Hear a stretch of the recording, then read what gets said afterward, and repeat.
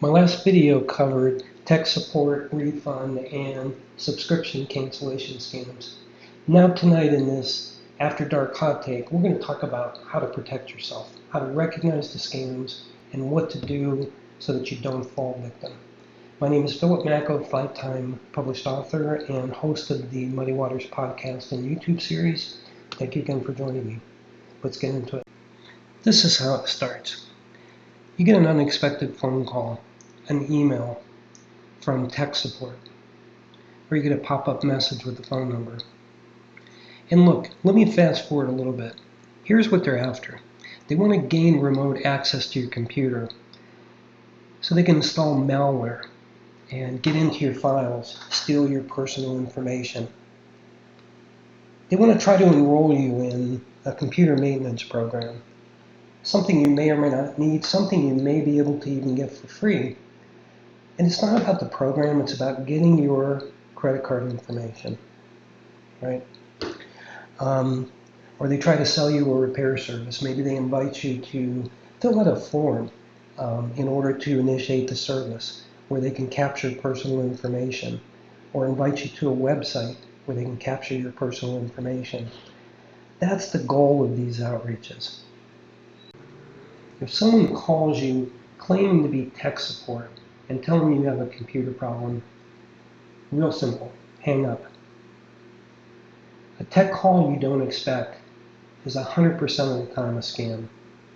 If you get a pop-up message on your screen with a phone number telling you to call because there's a problem with your computer, listen, we do get pop-ups on our computer, but Microsoft or any other provider will not list a phone number. If you're at all concerned that this could be legitimate, that there could be a viable problem on your computer, go on the internet, find the actual website and phone number listed on that publicly available website, and call that company directly and find out if there's an issue. And finally, never, ever, ever give someone your password on a tech support request. And definitely, unless you initiated the request, unless you reached out to Microsoft or Apple or whoever it may be, unless you initiated that request, never ever allow someone to get remote access to your computer. But maybe it's too late. If you've already given out your password, immediately, and I mean immediately, go out and change every single password. And I highly recommend using a password manager. And that's because it can quickly and easily create unique passwords for each and every website you access. But it's critical you do so. If you allowed them on to your computer screen doing a screen share, immediately run a virus scan and follow the prompts. Anything that the virus scan identifies as a potential threat, be sure to delete it. And this brings me to another ancillary point. Make sure your virus software is up to date. Make sure it's automatically updating, because these companies, their sole purpose in life is to go out and find the bad actors and the software they're using and implement strategies to uncover those malicious softwares on your computer. So keep it up to date, run a scan. And then finally, if you were talked into one of these fictitious software services or maintenance programs, whatever it may be, and you gave your credit card, call your credit card company. Ask them to reverse the charges. Tell them that you suspect you fell victim to a scam, and they'll help you. Now that you understand the basics of how to look out for tech support scams, what they're after, and how to protect yourself and what to do if you get caught, the same rules really apply for both refund and subscription cancellation scams. And in both cases, now remember, and I touched on this in the last video, your information is likely already accessible on the dark web. They know so much about you. They may know the bank that you bank with, even though they don't have your login. They might know that it's Bank of America. They might know that you have a Geek Squad subscription, right, for service. They might know the companies that you're currently working with. And it makes it easy for them, using some things I'm going to talk about in an episode coming up next week.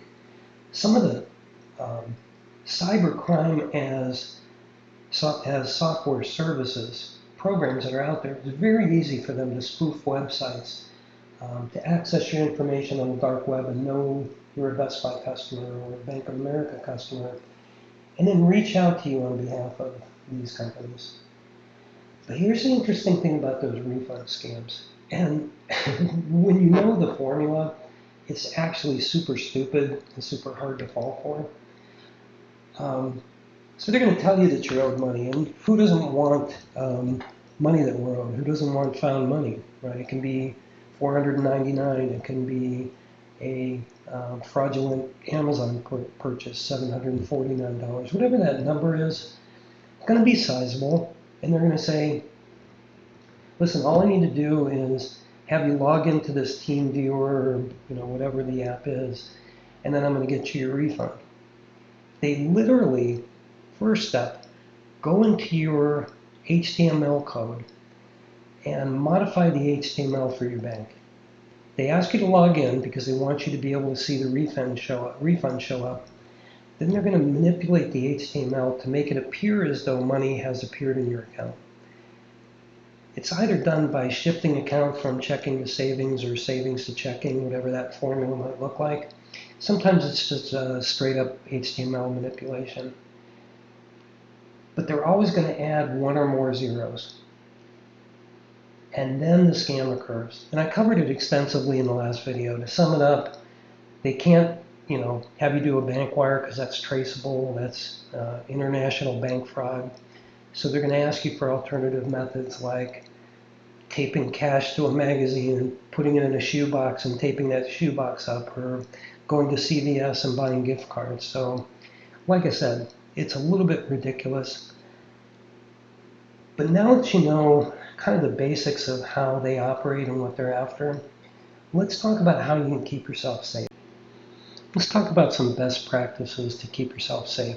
Number one, make sure your software is updated. Anytime Microsoft flags that there's an update available, absolutely download it. And if you haven't done so already, set them up for automatic downloads. You can set them up at night, after you're working or, watching this video or others on YouTube, whatever it may be. You can set it up to update while you're sleeping. But absolutely, when an update is available, the reason they're pushing these updates is they're finding vulnerabilities and they're sending out fixes. So make sure your operating system and all of the applications you use, make sure you're signed up for automatic updates. Super important. Be sure that you're doing regular scans. And that's something you can set up with your virus software, right? And it's going to scan again while you're sleeping. It's going to identify anything. It's going to quarantine it if it's suspicious.